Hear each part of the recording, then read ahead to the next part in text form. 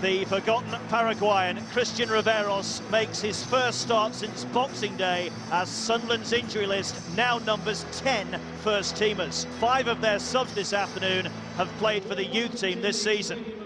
Kevin Doyle is fit again for Wolves, but only makes the bench as Mick McCarthy goes with last Sunday's heroes when 2 goals from Stephen Fletcher brought that vital win in the Black Country derby.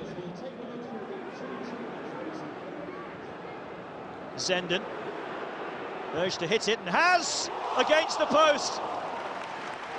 Hennessy completely beaten.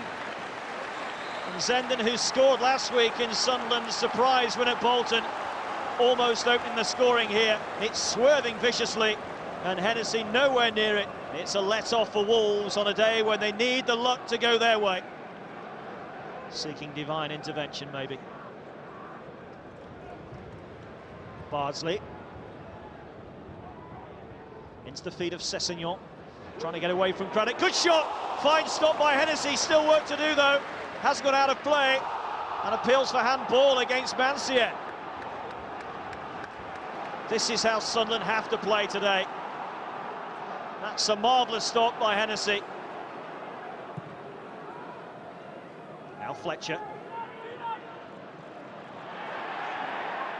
Off Mensah last. Wolves get the corner. Mensah and the Sunderland fans in that corner of the ground felt that he was fouled there, and you can see why they were complaining. Hunt delivers from that left-hand side. It's going to come out as far as O'Hara. Well cleared by Mensah. Hunt back in. Mensah's there again. Henry's reclaimed it for Wolves. The foot seemed a bit high. Hunt's ball, back post. Driven in! Jody Craddock of all people! The former Sunderland man scores on his return to the Stadium of Light. And when Hunt delivered back post, Craddock unmarked. What a finish!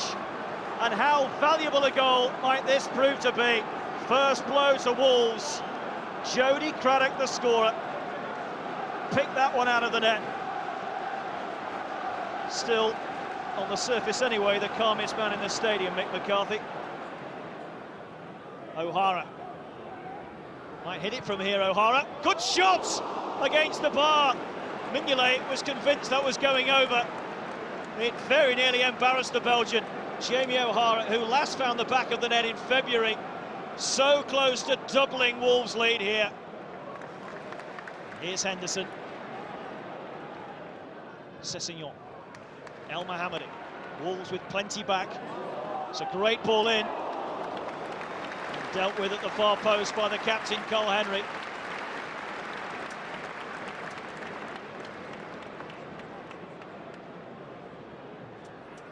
Hennessy coming for it, not getting enough of a touch on that. It came off somebody from Wolves. It's gone out for another corner. Just grazes the right fist, I think, of the goalkeeper. Zenden's ball in, right the way across, and into the back of the net. Sessegnon, the scorer. Terrible marking by Wolves. They had so many men back in their penalty area, but nobody attacked the ball, and Sunderland level 12 minutes after going behind, and Stéphane Sessegnon has his second goal in red and white stripes. Left alone at the back post, Mick McCarthy will be furious about that. Wolves have gifted Sunderland an equaliser. It used to be transistor radios next to the ear on these occasions. These days, mobile phones, Twitter, as well as the old transistor, all available, checking on scores elsewhere.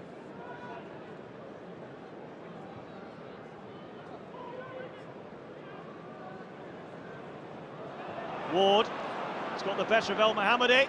Handball shout there. Ward and Hunt just inquired. Mike Jones waving those appeals away. Mensah's arm couldn't have been more outstretched from his body. That should have been given as a penalty.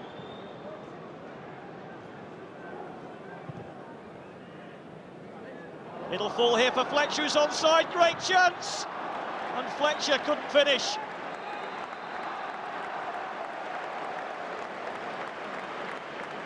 Fletcher timing his run to perfection here. Onside, Closed down by the goalkeeper, but it's the block by El Mohammadi that prevents Fletcher from finding the back of the net. And of all the players that Mick McCarthy would have wanted that chance to fall to, it would have been Stephen Fletcher. Malbronk trying to curl one in.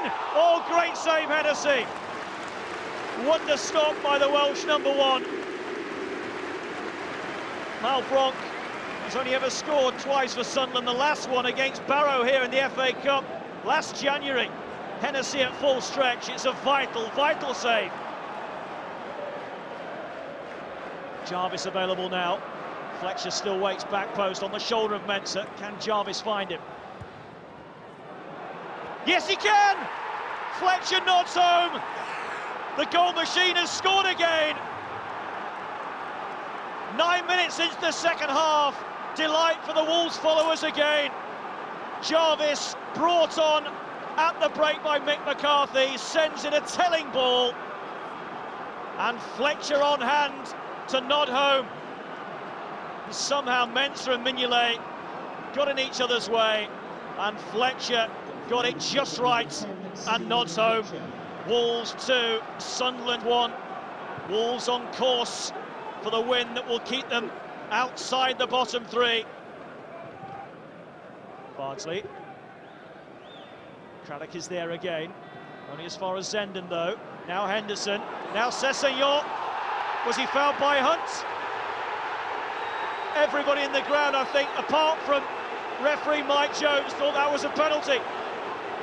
Well, Hunt has taken his legs, hasn't he? Well, he didn't give one at that end in a very similar position in the first half for Wolves, and this time he doesn't give it for Sunderland. Here's Ward. Shot to the ground by Sessegnon. Wolves will settle for that.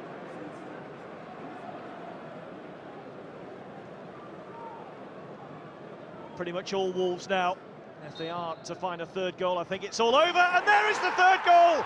George Elokobi! Still no great reaction from Mick McCarthy, but look at the reaction of those supporters and those players. They know the value of that goal. 12 minutes from time, George Elokobi nets his third Wolves goal of the season, and Wolves edge a little closer to Premier League survival. Poor marking again from the Sunderland defence, and Elokobi helps himself with a bullet header. Mignolet given no chance whatsoever. Mick McCarthy on course for his first ever Premier League win at the Stadium of Light, and it could be the win that keeps Wolves in the top flight. Sunderland need to find 2 goals in the last 10 minutes. Oh, and there was nearly one there for Ryan Noble, ghosting in behind Jody Craddock. And the 19-year-old knows he was inches away from his first ever Premier League goal. Wolves on course for back-to-back wins in the Premier League for the first time since December 2009.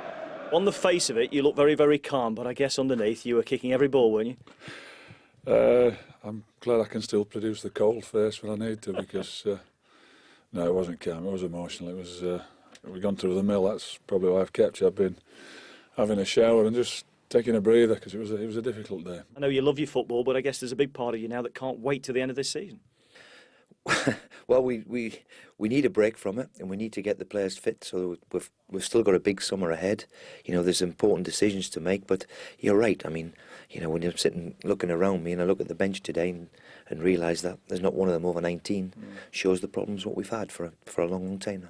Was it extra special today, given the fact you spent 6 years at Sunderland? Yeah, you know, it's lovely to come back here. I've always had a great reception, but this is the first time I've played since coming back to Sunderland, and yeah, I enjoyed it. It was, to score as well was very nice. You've always said, Mick, that it would be settled on the 22nd of May, and despite the victory today, that is the case, isn't it?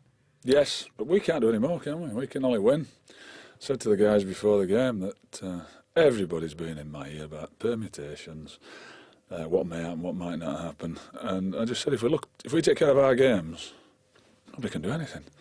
So we've taken care of one today. We've got a really tough one coming up there next Sunday.